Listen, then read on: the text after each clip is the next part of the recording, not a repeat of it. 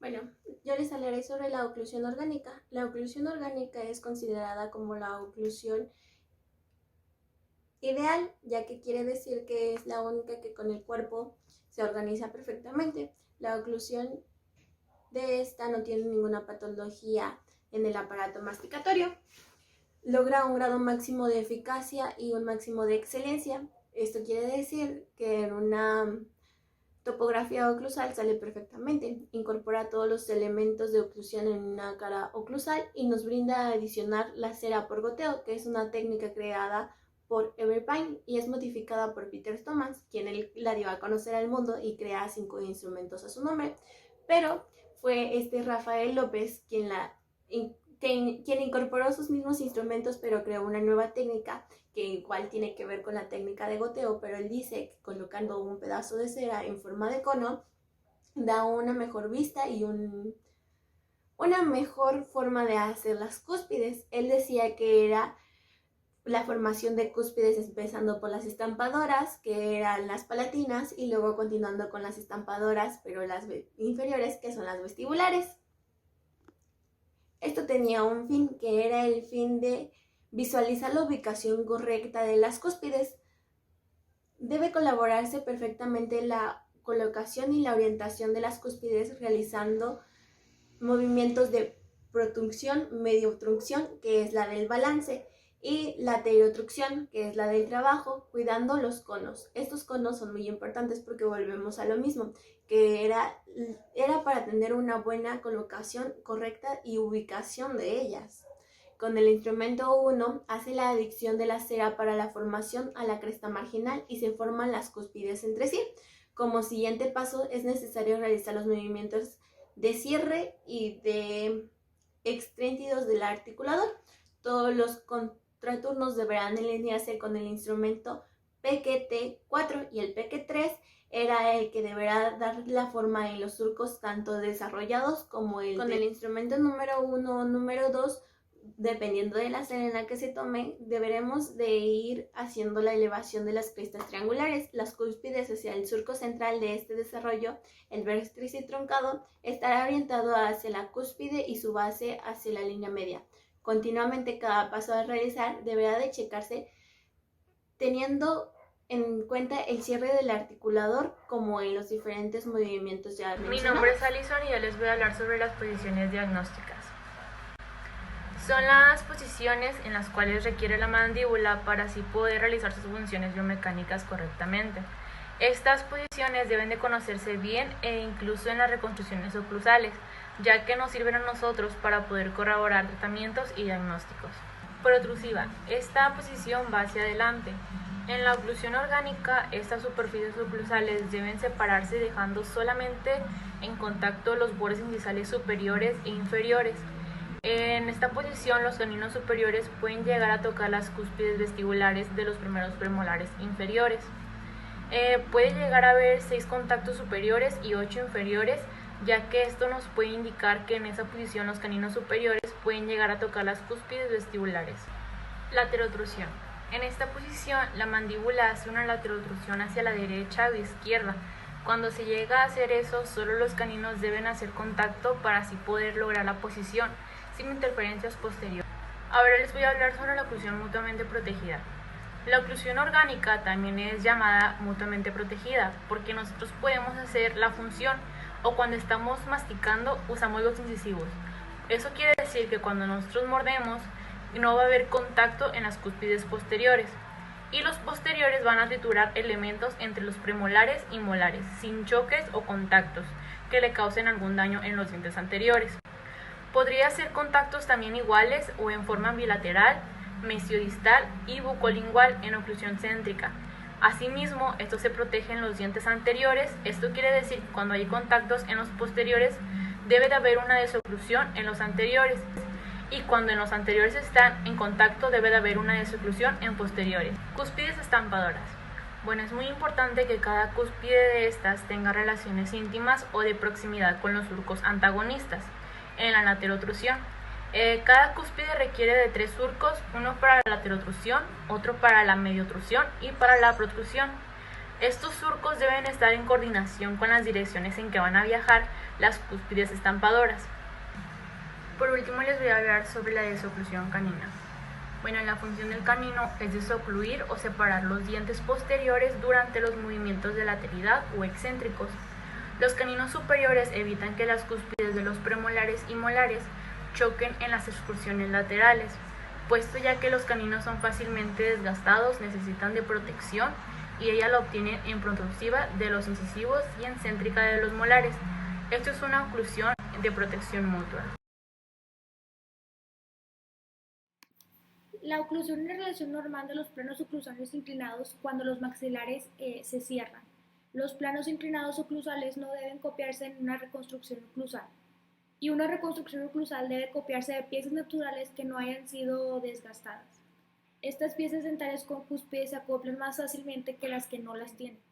La oclusión balanceada es aquella que permite que todas las piezas se toquen en todas las excursiones mandibulares. Este tipo de oclusión es indeseable porque la función de la masticación es deficiente, pues superficies oclusales planas no cortan, sino que aplastan el alimento. Además, las oclusiones balanceadas favorecen las parafunciones. En consecuencia, toda boca en oclusión balanceada está fuera de la relación céntrica. Al impedirse la desoclusión, es fácil obstruir la distancia interoclusal. La estabilidad mandibular se debe presentar tanto en sentido anteroposterior como en sentido medio-lateral. Desde el plano frontal o coronal, recordemos que al hacer oclusión los dientes se presentan en tres tipos de contactos interoclusales. El que se da entre la inclinación interna de una cúspide vestibular superior contra la inclinación externa de una cúspide vestibular inferior se conoce como el contacto A.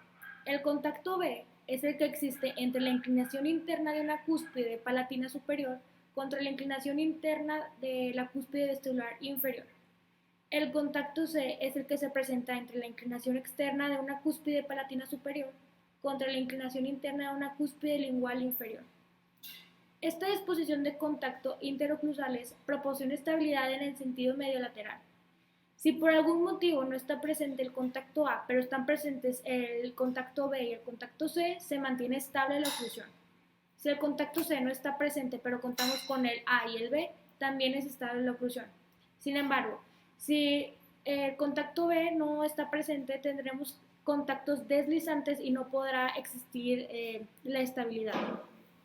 Desde el plano sagital deberemos tener estabilidad en sentido anteroposterior y para ello deberán existir contactos interoclusales en inclinaciones mesiales y en inclinaciones distales. Los contactos que se presentan entre inclinaciones distales superiores e inclinaciones mesiales inferiores evitan que la mandíbula se deslice hacia adelante y reciben el nombre de topes oclusales en relaciones céntricas. Y aquellos contactos que se presentan entre inclinaciones distales inferiores y se contraponen a los topes son llamados estabilizadores.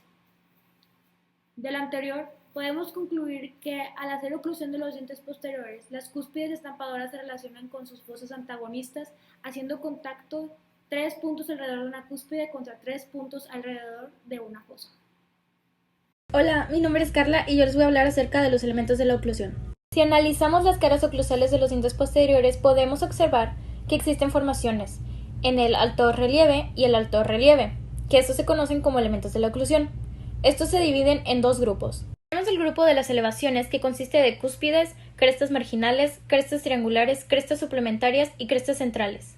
Dentro del grupo de las depresiones encontramos los surcos de desarrollo, los surcos suplementarios y fosas. Ahora les voy a explicar a fondo cada elemento de los grupos. En el grupo de las elevaciones, las cúspides son las partes más elevadas de las caras oclusales. Dentro de ellas encontramos las cúspides estampadoras y las cúspides cortadoras. Las cúspides estampadoras son las cúspides palatina en dientes superiores y las vestibulares en dientes inferiores. Las cúspides cortadoras son las cúspides vestibulares en dientes superiores y las linguales en dientes inferiores. También en este grupo encontramos las crestas, que son la porción oclusal más importante en los dientes.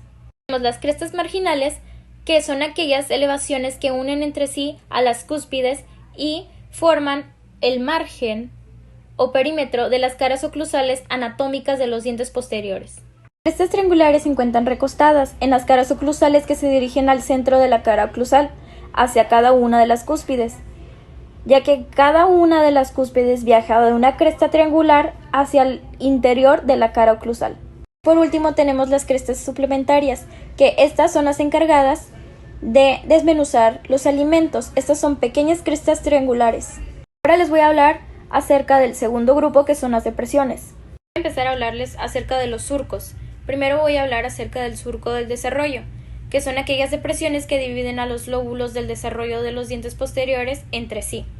Tenemos los surcos suplementarios, que estos corren a los lados de las crestas triangulares, limitando sus inclinaciones tales, adquiriendo una forma de U o de V. También encontramos las fosas, que son la parte más profunda de las caras oclusales, desde donde nacen todas las elevaciones o donde fluyen todas las depresiones. Ahora les voy a explicar un poco acerca del cerrado oclusal. El procedimiento en sí consiste en ir incorporando cada uno de los elementos de la oclusión. Con el instrumento PKT1 se adiciona cera en forma de cono. Esta va a servir para dar formación a las cúspides, empezando por las estampadoras superiores o palatinas y luego las estampadoras inferiores o vestibulares. Debemos de poner mucha atención, ya que debe de tener una perfecta colocación y orientación de las cúspides, realizando movimientos de protrusión, mediotrusión y laterotrusión. Con este mismo instrumento vamos a proceder a la adición de cera y a formar las crestas marginales. Todos los contornos deberán de alinearse con el instrumento PKT4. Una vez terminando este paso debemos de realizar movimientos de cierre y excéntricos del articulador. También debemos de observar muy bien por vestibular como por palatino el resultado obtenido. Con el instrumento número 1 que les mencioné, empezamos a elaborar las crestas triangulares que van de una cúspide hacia el surco central del desarrollo. Al igual que las crestas marginales, las crestas triangulares deberán de realizarse al mismo tiempo que sus antagonistas. Es necesario que tomemos el instrumento más agudo. De esa manera podremos depositar cera para llenar lo que serán las fosas. Con ayuda del instrumento PKT3 vamos a darle forma a los surcos. Por último, en el caso de poca elevación en una cresta, con el instrumento número 2 debemos agregar más cera.